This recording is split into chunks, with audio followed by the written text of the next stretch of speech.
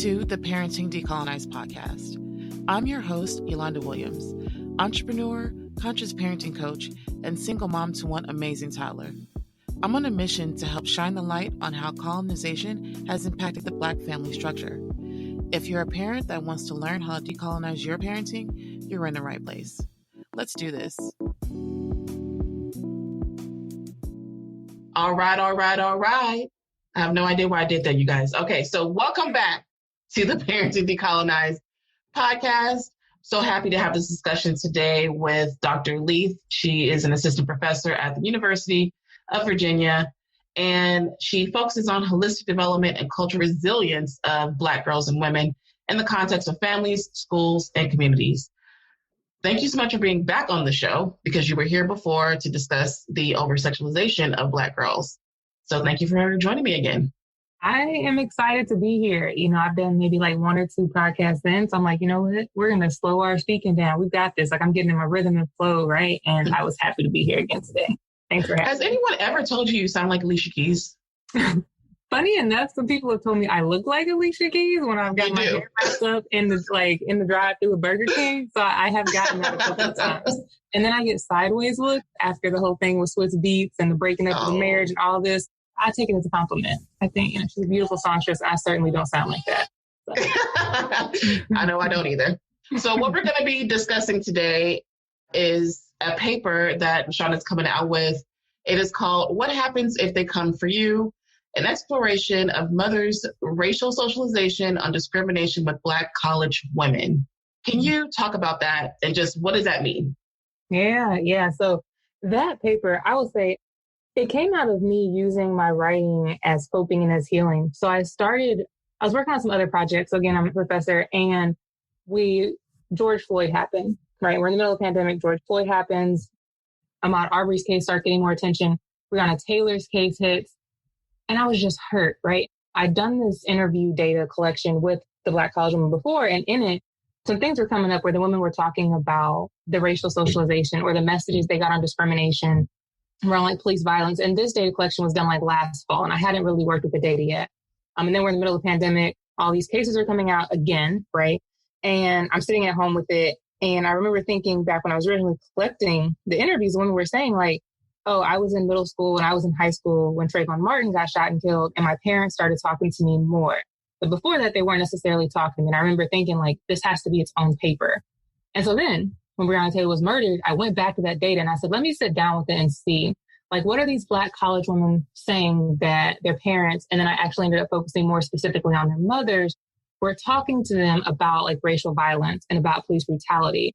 And so that paper was really born out of me needing to sit down with myself and my thoughts and my feelings as a Black mom and having a daughter and having two Black boys as well, and just writing it out, right? And kind of really going in on what messages are Black women getting. I think especially when Breonna Taylor's case lost so much national media attention. Like, I wrote this back in March of 2020. And since, there was a lot of speed being picked up in the case. And then we got the verdict recently, if we want to call it that, with the 3 officers not being invited. But it really started from, again, all of my work is thinking about how do we raise healthy Black girls and how do we show up for Black women in ways that help support them to be freer and to take up space.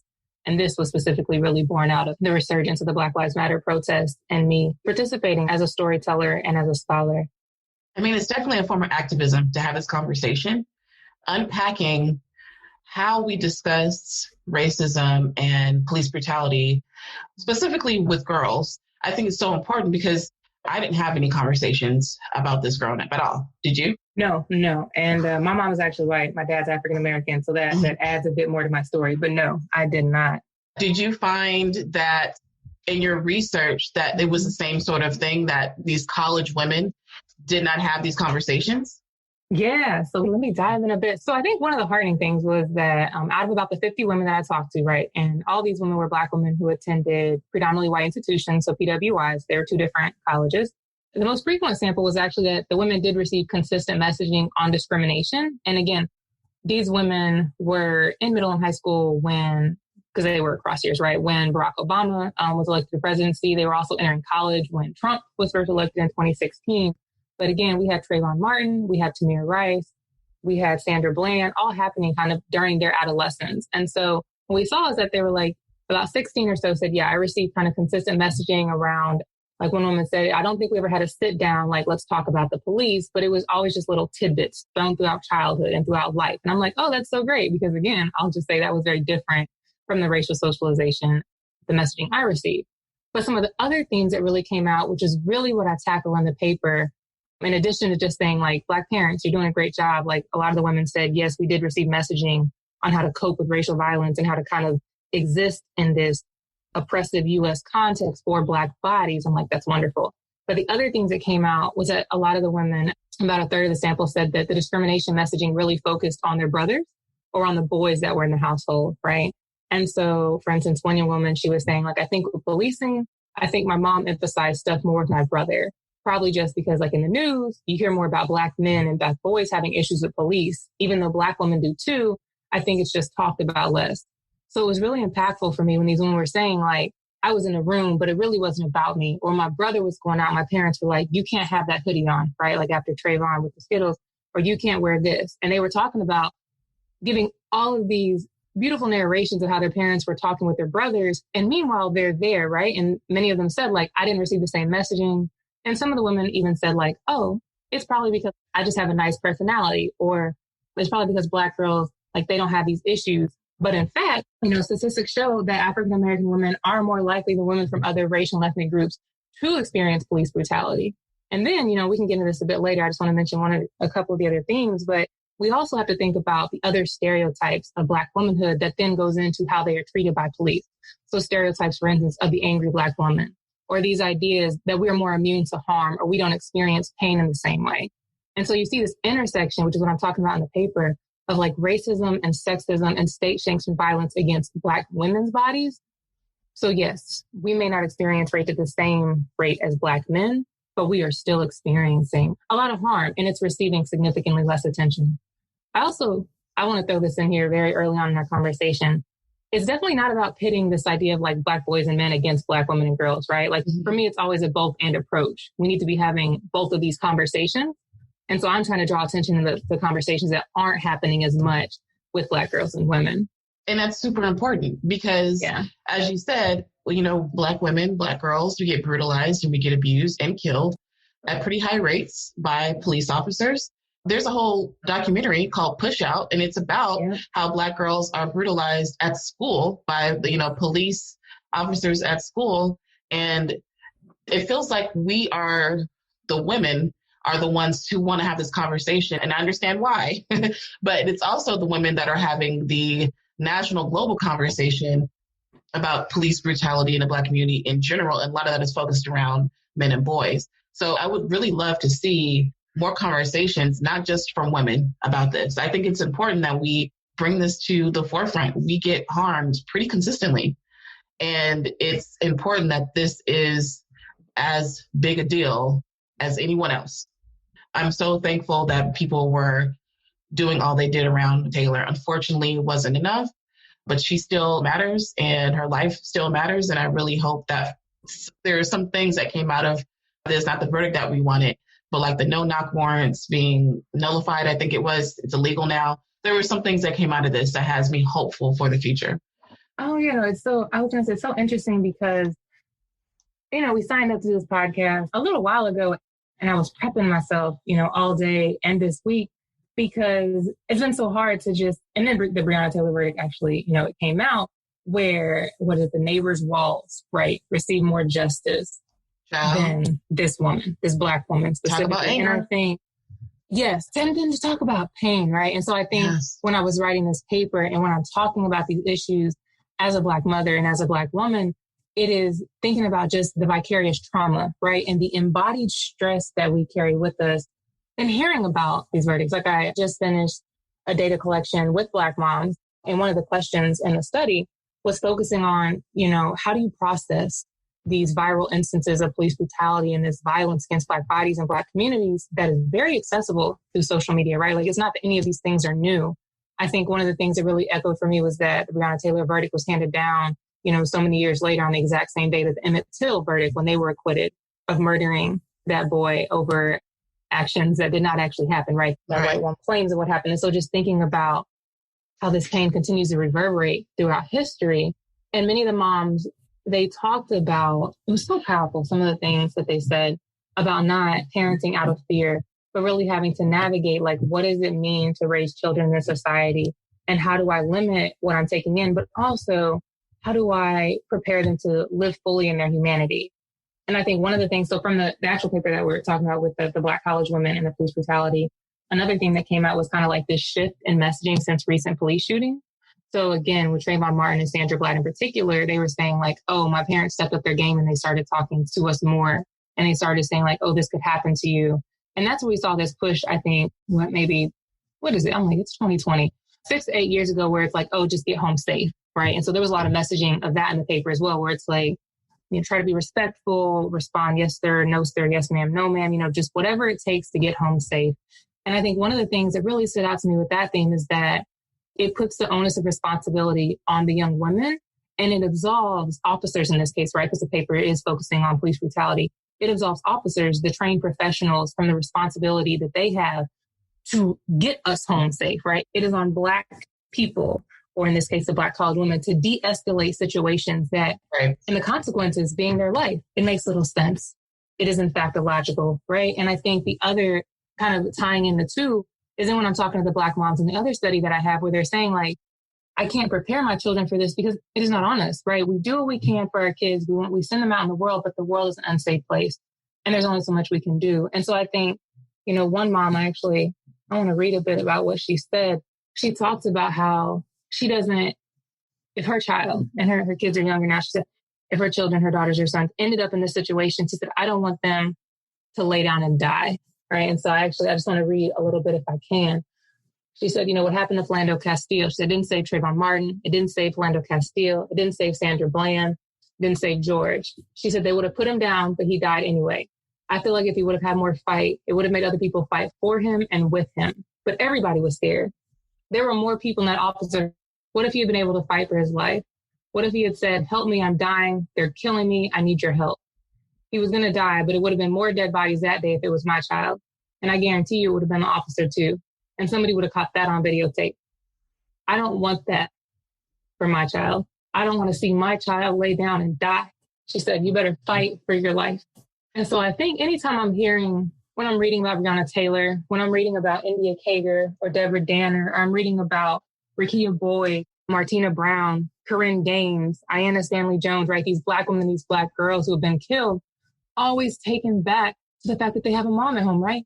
They had grandmas or aunties or fathers, families and communities who love them. And so in the paper, I'm really taking up this issue of us having to try to show our humanity in these intense situations with police officers when we know that anti-Blackness equals death in so many cases. And then what does it mean to see it on your screen and worry, right? And to carry that with you. And so I'm really, in the paper, it's a mix of me like praising Black parents for everything they're doing.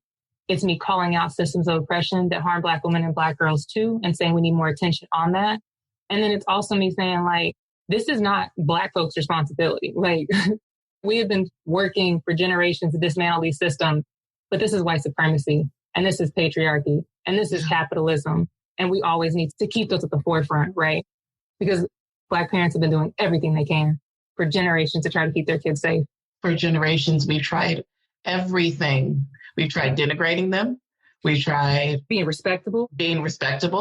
We have continued to try to think that education is the way out. Mm-hmm. You know, so a lot of us are still whooping our kids thinking that's going to save them.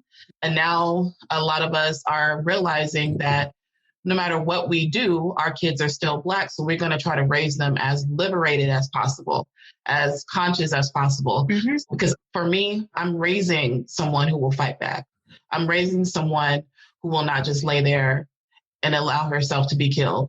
And let me tell you, I told my sister this and she was like, I hope that never happens. But if I ever see a police or some other person brutalizing her, they're going to have to kill me. They're going to have to kill me. I'm not going to allow it to happen. I'm not going to be standing there with the camera talking about, can you please get your knee off my baby's neck? They're going to have to kill me. I'm just saying that right now because I'm not going to allow them just to brutalize my child. And I want her to fight back too. We are people, okay? And we matter. And no one gets to just take our lives No one. That's what I'm going to instill in her. And that shit is scary. It is. I was on my page and I had to share it with a woman who, after George Floyd happened, and her son asked her, like, what do I do? Like, if the police have their knee on my neck, what do I do? Do I fight back or do I cry out for help? Like, what do I do? And she's like, I don't know what to tell my baby. I told him, at first she said to fight back. And then she said she thought about how it's probably going to get him killed. And so she said, to just comply. And she felt horrible for it. And I'm not condemning her. You want your baby to come home. Yes.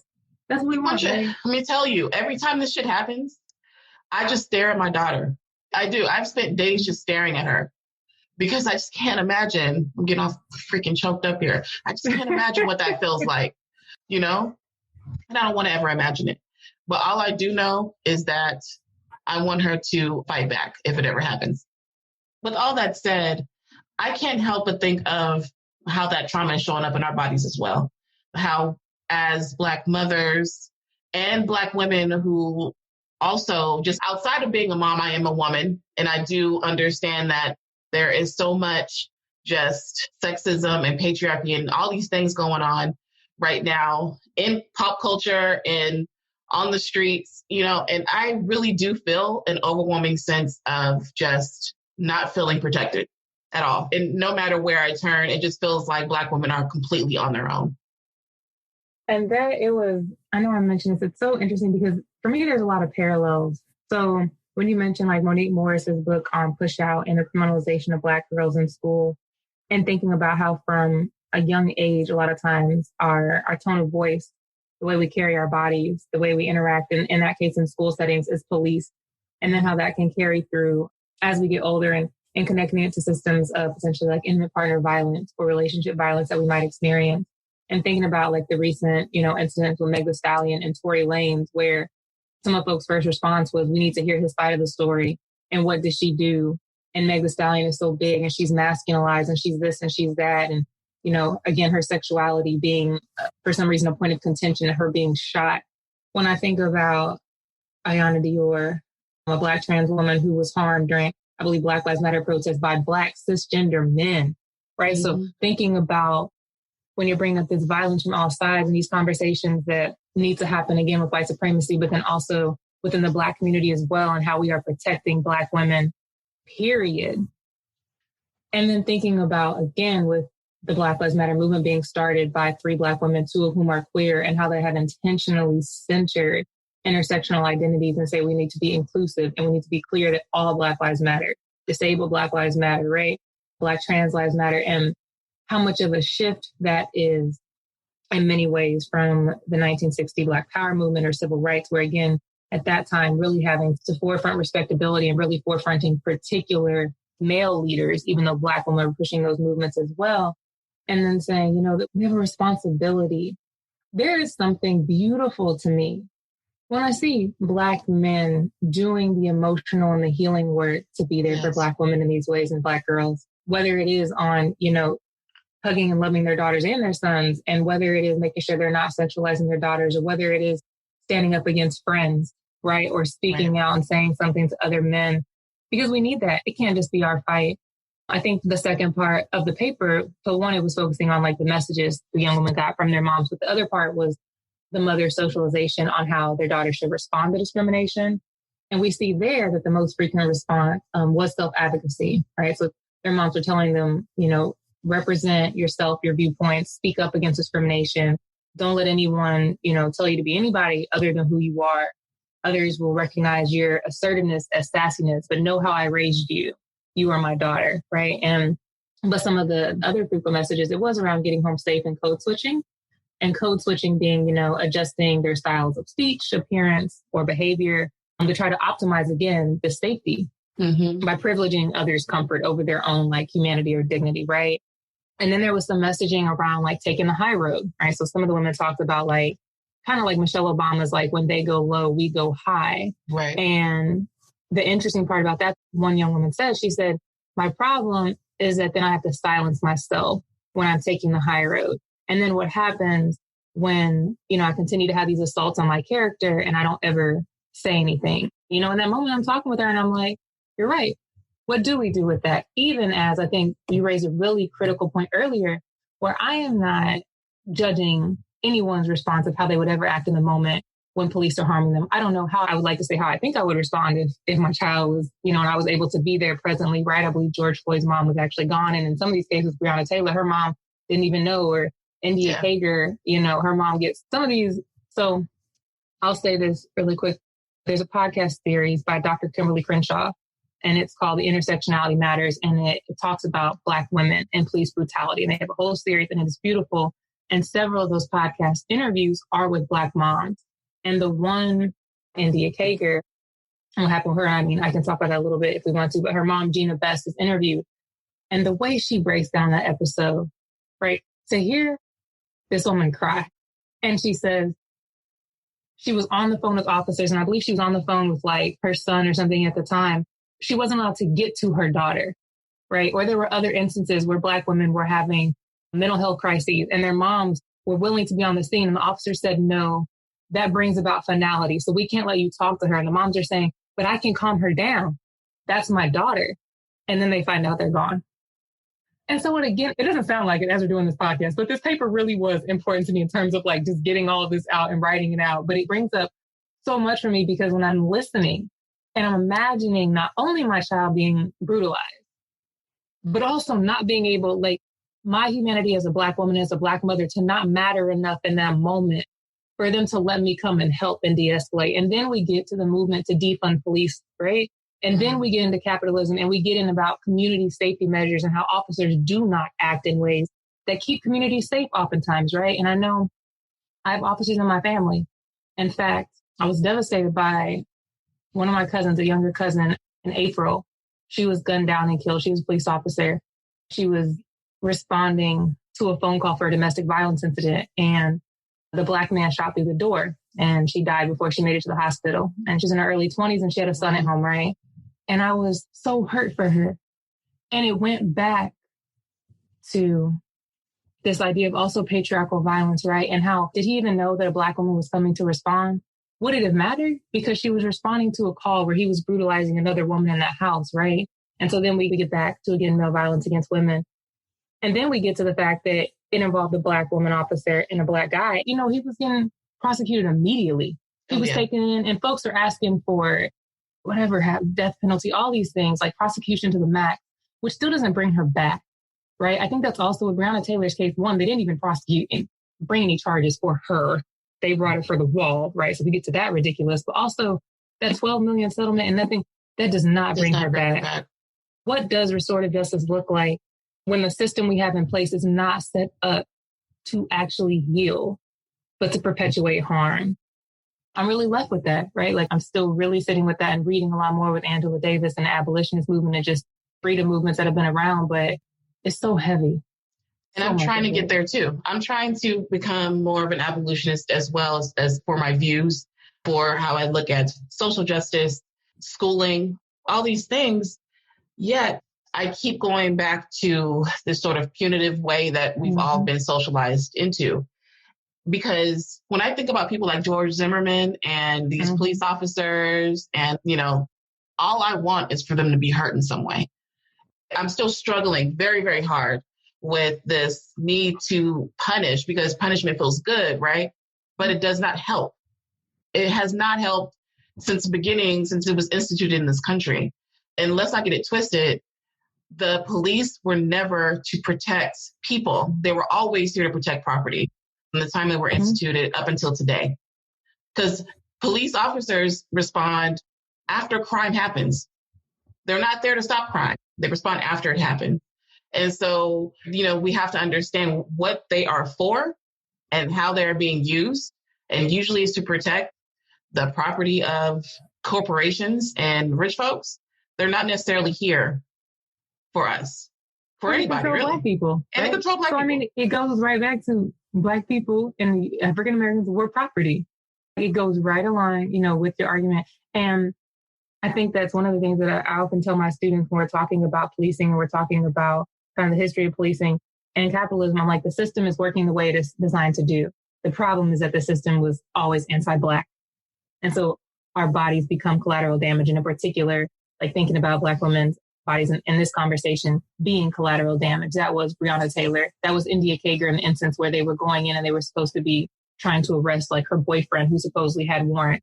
And they shot into her car, even though they knew that her child was also in that car and was an infant. And that child now has permanent brain damage. Oh my God. It makes no sense, right?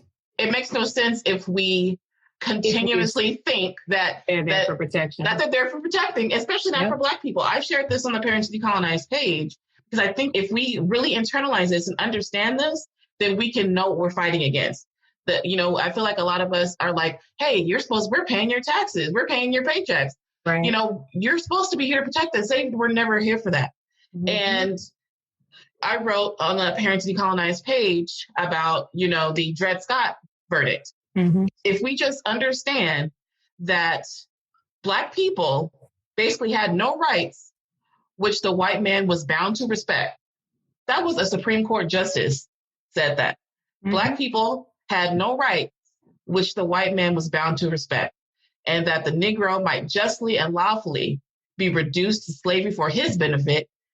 He was brought and sold and treated as an ordinary article of merchandise and traffic whenever profit could be made by it. We are commodities to a lot of these folks, to the bigger government. That's why we're seeing a resurgence of the type of government that happened after the Reconstruction.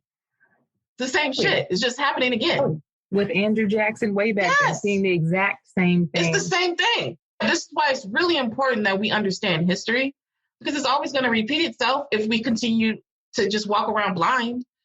We have to wake up. We have to understand where we fit in, our caste, right?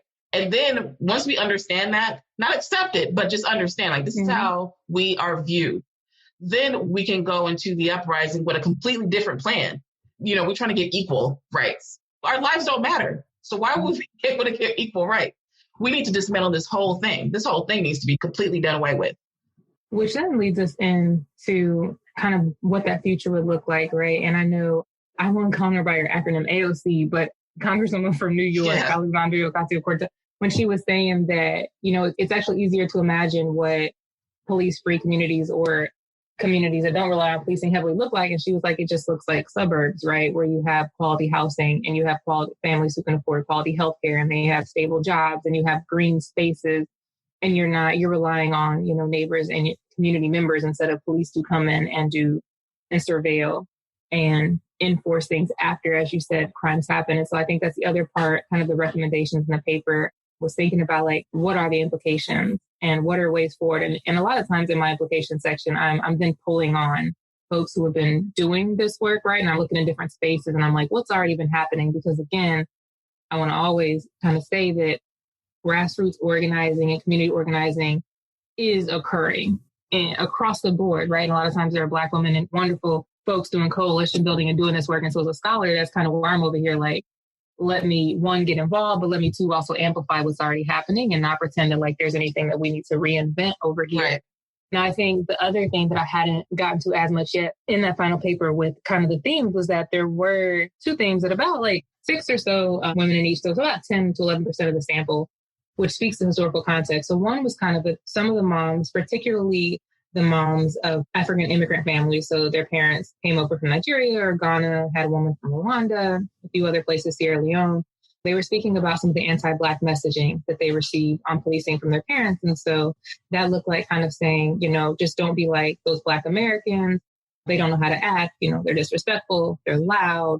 And that was kind of, you know, just reinforcing this idea of like respectability politics and like you are different. If you act differently, then you will get home safe and it will be fine. And so the women, again, these college women they were talking about in many ways, for them, as they got older, they realized that that didn't actually work. Right. And so one young woman, she was saying that she challenged her parents when she was older. And, you know, it was so funny. She was like, in a respectful way. But I told my mom, I was like, the officer's not going to stop my brother and say, oh, you're Ethiopian? Excuse me, sir. Let me let you go. Right. And they were kind of talking about this understanding of Blackness in a U.S. context as being across the diaspora. So it doesn't, you know, white folks are going to homogenize us. They're not going to see this heterogeneity and they're not going to treat Black folks differently based on ethnic group or based on cultural heritage or based on this understanding of kind of a global Blackness and us having these differences. They were saying like that socialization falls short. and it is anti-Black. And some of them also mentioned, I want to kind of preface this by saying that some of their parents were kind of like coming around the longer that they were in the country and the longer that they formed friendships with African American folks and just, again, got more historical context for what it's like here, because apartheid is very different and the places that some of the countries they were coming from were very different. And they understood that history. But enslavement in the U.S. context, and again, policing Black bodies in this specific country was different. And then there were some women who said that like there weren't conversations. So they were more kind of like me. They were like, no, we didn't talk about it. Now, some of them, I actually make the distinction in the paper. A few of them were in predominantly Black areas, right? And so they were like, we didn't talk about it because it was life. You know, we were fish in water. And so our communities were heavily policed. They weren't explicit conversations. But I think the important part there is that their parents were probably actually providing messaging or just modeling how they were and what they should be doing, even if it wasn't like, oh, we're having a sit down talk, because that is where they were living. That is what they were saying there. And then a couple of the women, there was kind of this distinction where they lived in predominantly white communities, right? And so one of the women, she said that she didn't think her parents talked about it because instead they kind of focused on her forming positive friendships with like the white kids who lived in their neighborhood or the racial and ethnic diversity of folks who live in the area. And so I think there's an important distinction there to be made, because for these women, at least, which again, it's a smaller sample, but I think there's some richness there to what they were saying. For the women who live in Black communities, they were like, this was our way of life. And we understood policing as a part of where we live. And the Black and the white communities were kind of saying, like, my parents kind of thought that they'd move me out of this, right? That there was no need to be concerned about policing because where I live, there aren't police, and kind of our socioeconomic status might make me immune. But we know that is not true either, right? And so I take that up a bit too, thinking about, again, all these intersections and social class and education status and nationality and what that looks like for Black women and the messages we receive in our families. Do you find that there's anti-Blackness? Because I feel like there's inherent anti-Blackness in respectability politics. I don't think folks really understand that. It is, you know, basically you're saying to us, don't be Black whenever people want us to sort of not be ourselves. I think respectability politics is a form of sort of white supremacy. I don't know if I'm saying it right, but did you find any of that that anyone kind of came to that conclusion in your studies with talking to these college Black women? Yeah. So I know when we talked last time, I think the respectability politics really came out in their sample when they were talking about sexualization. And when we think about respectability, it really did focus on Black women, you know, being chaste, getting married, dressing modestly, you know, trying to disprove like the Jezebel stereotype, for instance. The anti-Blackness in the current paper was really more so around some of, again, the women who were from families where their parents had migrated to the U.S. And again, I think they're interrelated. And I think the respectability came in with some of the messaging around get home safe or code switch, right? So talk proper, getting kind of that message. Or, well, if you're polite and you show them that you're respectful, it will be fine.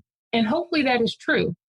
Hopefully that is true. I think the tension that me and my students really talk about in the paper is that behavior alone, we have seen that play out and folks did not get home safe, right? And so if that is our messaging, if that is our predominant messaging, that if you just act the right way, you will be safe, time and again, we see that is not the case. And so when I think about the messages I want to give to my daughters and to my son, I don't want it to be, and it will not be, you know, that if you are good enough, if you are polite enough, you will be okay.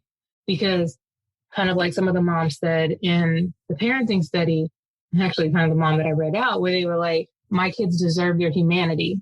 And if they feel like there's a conflict between the way they are being treated by officers and their humanity, I want them to know that it's okay for them to choose themselves.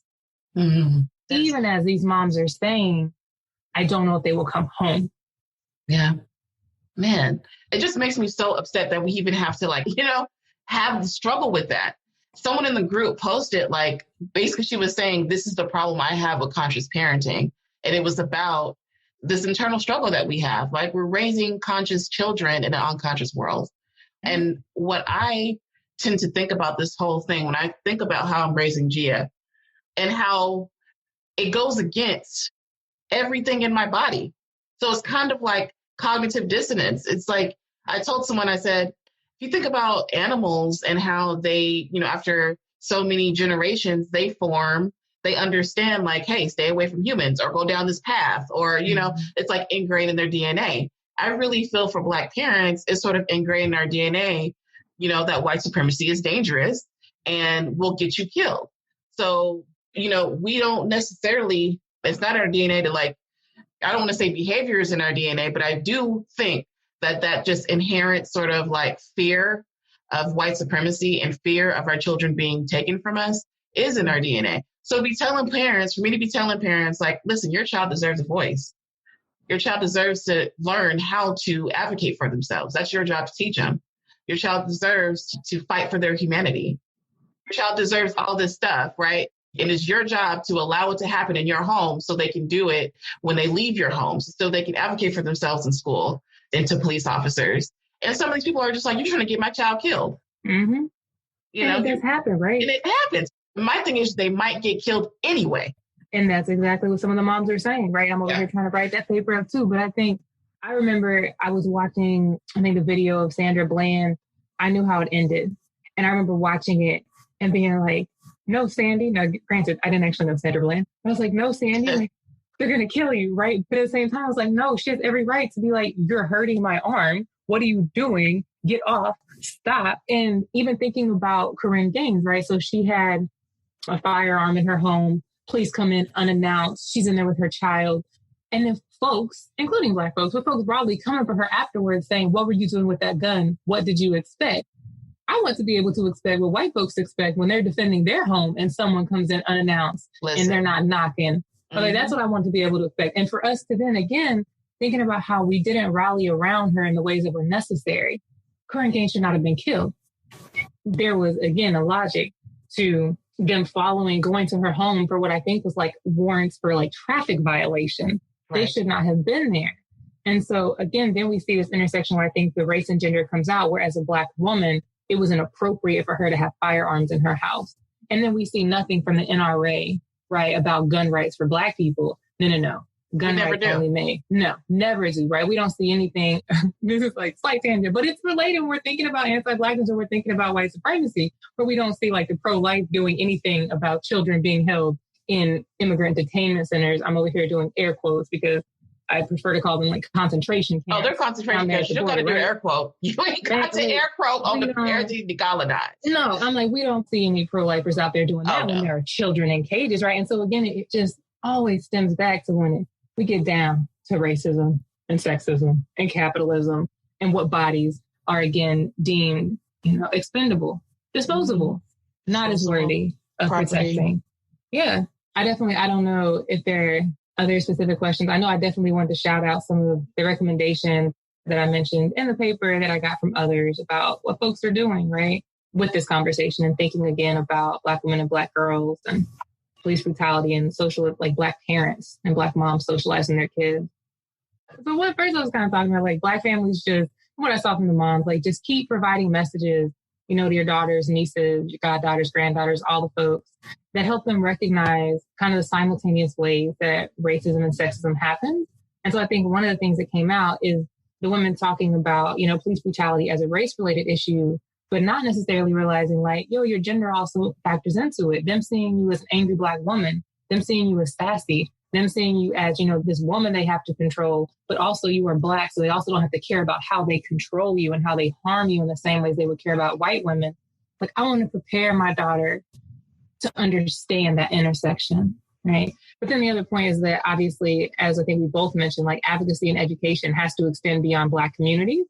So white parents and other parents of non-Black children learning more about the historical roots and the manifestation of anti-Black bias now, and having these ongoing open conversations about how their kids and how they should be responding when they see racial discrimination happening in the moment, right? It cannot just be us talking about it because we're trying to prepare our children for things that are beyond their control. There was that great meme, great in the sense of like it was pointing at not the message itself, but where it was like, I'm talking to my child how not to be killed, and you need to talk to your child about not killing mine, right? Like that. And I think the other, we kind of talked about the importance of, again, grassroots organizations for Black women and girls that have proven to be committed to racial and social justice and providing more resources. So there's like the National Women's Law Center, grant makers for girls of color who focus on like educational health and school discipline disparities for Black girls.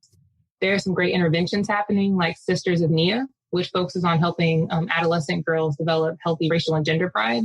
And they specifically talk about things like racial discrimination and positive mental and emotional wellness. And they kind of tackle this idea of like Black girls not being able to be vulnerable, right? So I think we talked about that last time too, and how important it is to just allow Black girls to show up, Black women to, and be fully human and what that looks like. And then I think that some of the others was kind of extending it. And I got into this a bit, and I don't know if the reviewers are going to love me for it, but again, I still think it's related. So I talked about like within healthcare setting, right? So this idea of the strong Black woman stereotype that we see playing out in police brutality, also contributing to biased perceptions with doctors and nurses. They're like Black women should be treated differently, right? They receive less pain medication. They're ignoring symptoms that Black women are telling them. We see with Sandra Bland, and like, no, we're not hurting your arm. We've seen all these cases where folks are saying, I can't breathe, and they stay on their necks. Okay. So claiming that a Black woman is being difficult.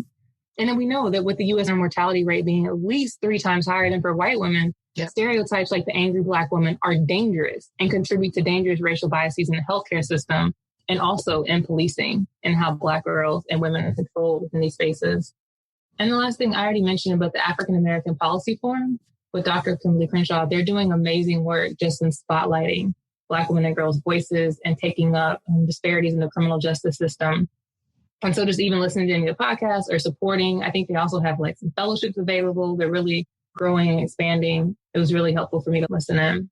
I'm going to definitely make sure those are in the show notes, because I would love, especially if these are nonprofits, for anyone listening to support them financially.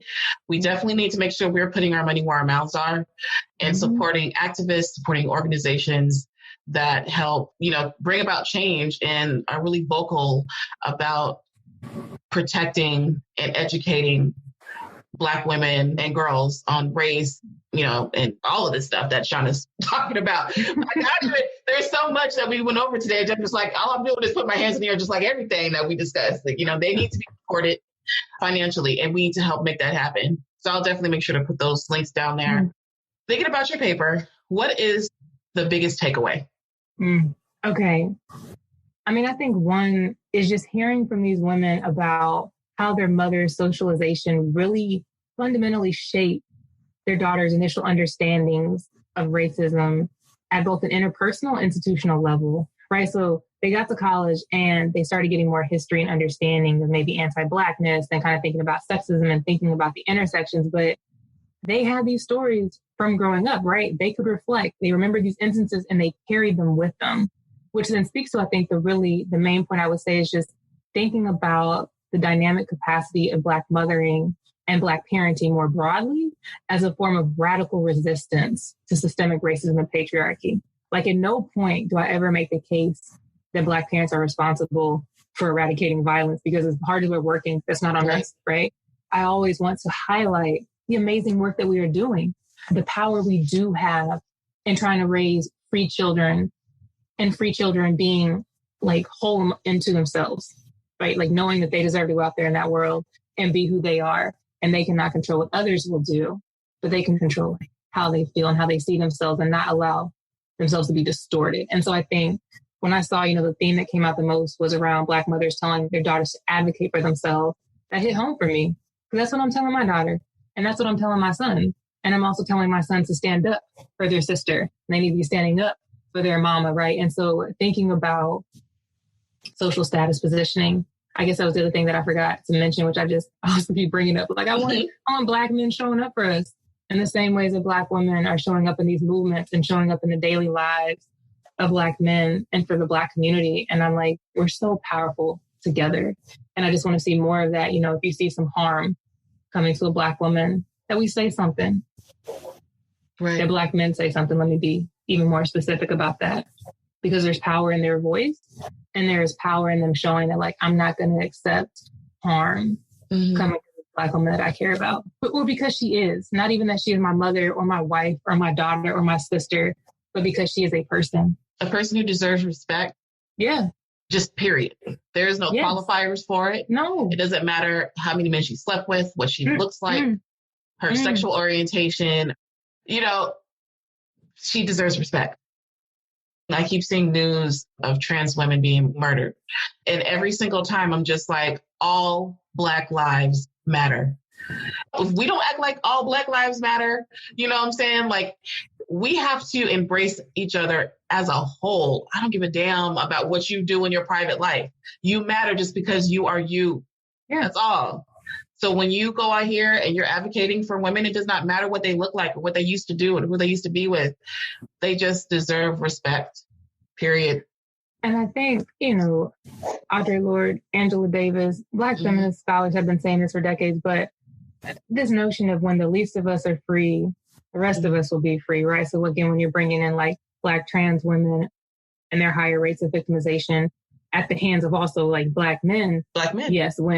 So I tell my husband that I'm like, look, if you can help me be freer, that also helps you be freer. We still working on that over here, that notion, but it's true.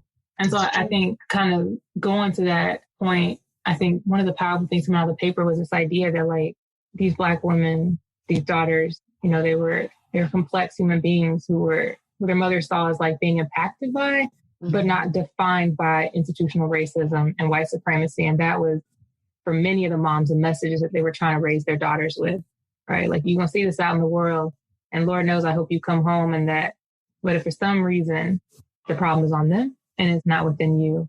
As we wrap up here, to me, this all points back to the way we raise our children, because you mentioned, Black mothering is radical, right? If we are talking about how teaching our children to advocate for themselves and helping them to see themselves like they matter, despite what the world around them is saying. And this is, to me, why conscious parenting and liberated parenting practices is so important. It has to start at home with us. It makes it so much easier for us to like build up that armor with them. So when we release them out into the world and they get, daggers thrown at them, they get abused or harmed in some way, they don't feel like they deserved it. Like their humanity wasn't important, like they weren't good enough, I had to get this in because you just sparked it for me. I was like, ooh, what direction is this going in? So one of the things that came up in the Black mothering study, I was talking to Black moms then about their children, and some of them were younger and older. And those moms, they talked about their daughters taking up space. I went back and I looked, and specifically Black moms with daughters used that phrasing too, right? They were like, I want to teach my daughter to take up space. I want to teach her to live out loud. And I think the other part of that was that for some of them, when I asked about like the police brutality, I think that's also why it ties in, that they said, honestly, I'm more concerned about violence from Black men from men than I am from police. Now, again, we know that both happen, but I thought this was so compelling because I said, what direction I'm also heading in? It's going to be talking about, how Black moms are saying, like, for my girl, I think her more proximal the violence is going to be men within our own community, and how they were worried about that. And they were trying to prepare them and socialize their girls to take up space and own who they were in relation to these men that also these moms like talked about loving. They talked about loving on Black men and having brothers and having fathers and having uncles. And yet one of their main concerns when they were thinking about violence with their daughters were Black men. And so I think, I guess, I don't know if that's also one of my lead offs, but I'm like, that's the direction I'm heading, is thinking about all these different ways that Black girls and Black women experience harm and how we are resilient. And then this notion of taking up space, because it's not all pain and suffering, right? It is also joy, and it is freedom, and it is happiness, and it is finding community and thriving. And that has always been part of the Black community. And I love that. Anytime I'm talking to Black women or I'm talking to Black moms and I'm thinking about Black parenting, I'm always reminding myself that as much as it can be hard to sit down and write these papers, that I'm also writing about beauty.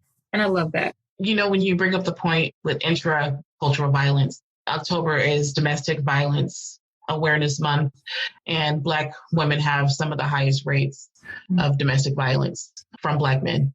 And so, if a Black man is listening to this and they have a visceral reaction to what we're saying, just like we ask white people to like sit in that, sit in these facts, because that's what they are, and just figure out how you can help bring about change, because what we're saying is not untrue.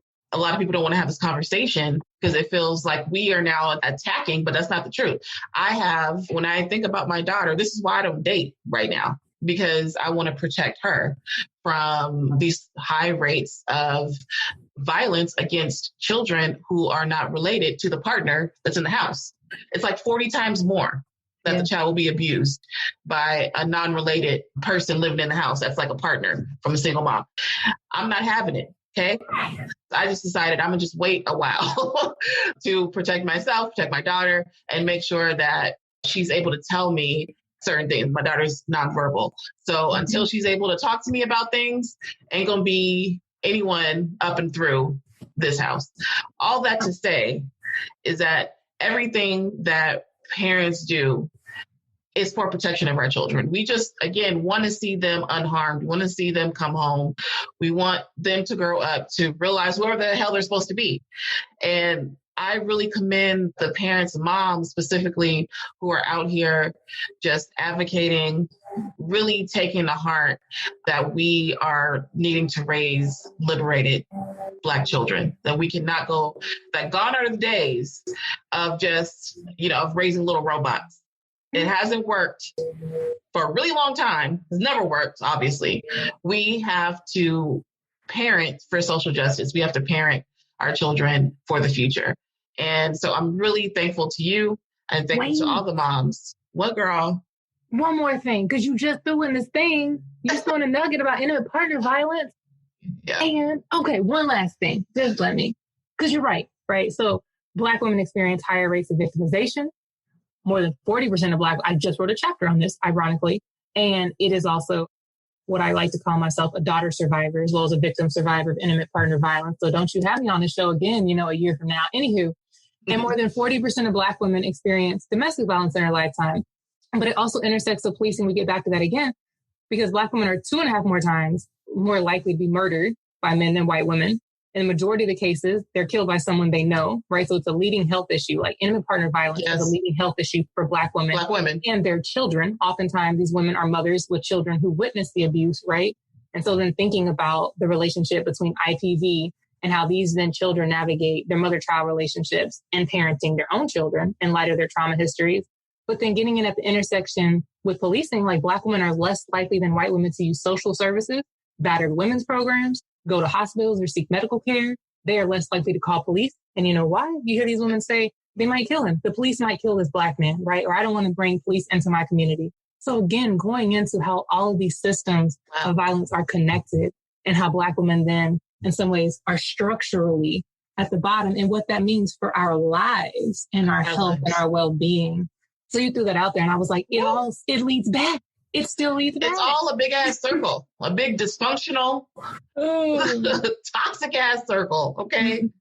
And I really hope that having more of these conversations will change it. And I hope, with any accomplices, any, white parents that, I have that group, how to divest from white supremacy. And it's about 26 white parents in there who really want to understand, like, how do I divest? How do I change the way I'm thinking, become more anti-racist, become an accomplice? Because there is a difference between an ally and accomplice.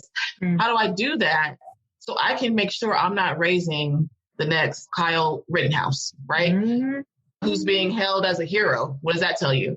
So they raise so much money for him. They being like, I guess, white.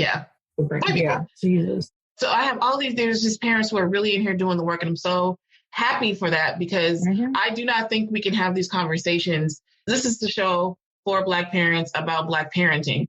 But on a larger scale, and what I try to do on my Facebook page is kind of open this up because we cannot continue to have these conversations as a silo. We cannot dismantle white supremacy as Black people. So the way that I'm trying to figure out how I can protect my daughter is by bringing in white parents and having conversations with them. I'm getting paid for it. Please trust and believe. I'm not doing that shit for free. But I'm open to having this conversation and I'm open to bringing them into sort of the fold so they can understand the impact, their actions, the impact of them investing in and internalizing white supremacy, how that impacts our lives and our children's lives. So, if you're listening to this as an accomplice and as a, future ally, you have some work to do on this front too. And I'll go ahead and put that in the show notes as well. Some actionable steps that y'all can do, because part of this is also believing us. When we say something like this is racist, believe what we are saying. We know better than you what is racist in our lives.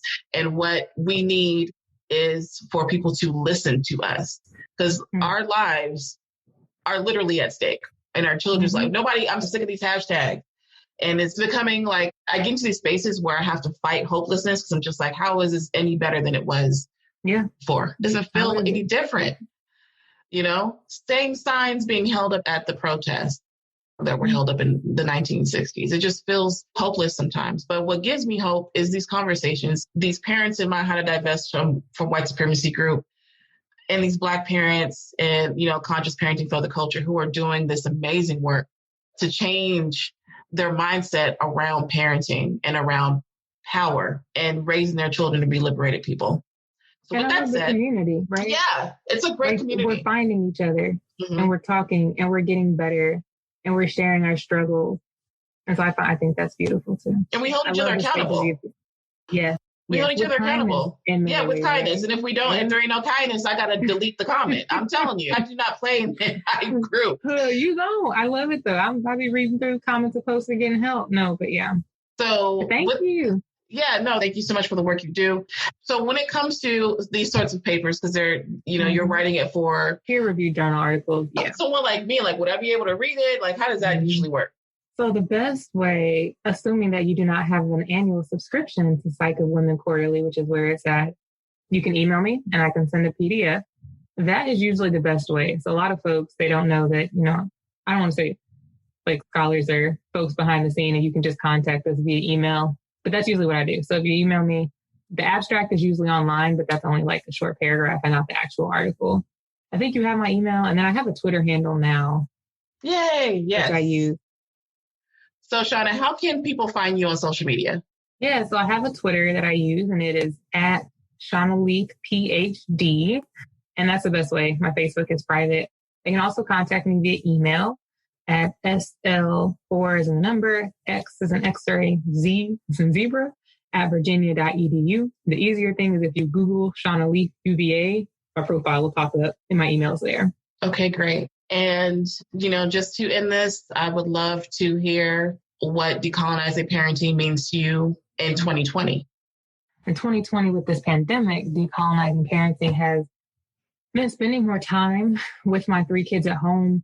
It has meant slowing down. It has meant being intentional about the news that I take in and also how I talk to my kids. I've been trying to share more. My daughter is 6, sons are 4 and 2. And so thinking about, conversations that are age developmentally appropriate and also not traumatizing. And I think I went too far to the right with some conversations with my daughter when I was trying to explain things about Breonna Taylor and some of the other cases, because one night she came to me and said, "Mommy, I'm so scared that I'm going to wake up and get killed by the police." And I said, baby. This did not she might have still had that anyway. She might have still felt that way anyway. Yeah. And so I think this in 2020, my decolonized parenting has been on the one hand, very beautiful because I've had more time being at home with these rugrats and finding time to do things that before I never imagined myself to do, because I'm very privileged to be able to work from home in that sense and still receive a paycheck. On the other hand, it's been kind of also seeing them grow up this year and in these conversations wondering how do I introduce it? And not only, we have Black books and we have, Black history and all these, I think the racial pride part and the pride about, for my daughter and my sons, but for being a girl, a lot of the building them up has been happening for forever. But now introducing some when they hear things, what does that look like? And I think that's what the decolonized parenting has been for me now. It's been figuring out how do I navigate the conversations that kind of make me want to cry inside as a mom when I don't want to tell her no, baby, that'll never happen. I don't know if that's realistic, but also not having my 6-year-old, right? Where she's out in the world and we see an officer and she's running for cover. That is also not where I want us to be. And so trying to have very abstract conversations in concrete and helpful and supportive ways. And I think, because I feel like decolonized parenting always goes back to what I'm doing as a parent, right? And so I think I'm just doing a lot of reflecting on what are my goals for them as they get older. And then as a parent, how am I getting there and how we're interacting on a day-to-day basis, right? What is my vision for my kids? Not only trying to, I guess, prepare them for harm, but also what are the beautiful visions I have for them and how am I helping them in supporting what they want to do and what they're letting me know that their visions are as they're getting older. And I'm finding they're being able to verbalize and show me all the things they want to do. And I'm man, how can I get us there? So yeah, that's been great too. I think having that mindset, almost like a parenting mission statement, I always talk about that, having a parenting why helps us rise to the occasion. If we know we want to raise our children a certain way and to be a certain type of person, we then have a plan. We can say, well, who do I need to be to help that come to fruition for her? And it really just helps us stay on track, to have that sort of mission in the back of our mind all the time. It helps us stay on track when things get really hard, because parenting is hard AF and it doesn't stop being hard. And as a Black parent, it just, especially in times like these where sometimes you feel so hopeless, it just helps to keep that mission in the back of your head. So I think that's awesome. Thank you again, Seanna, for being on the show. I love the work that you do, and I'm super excited. Just the future with you in it.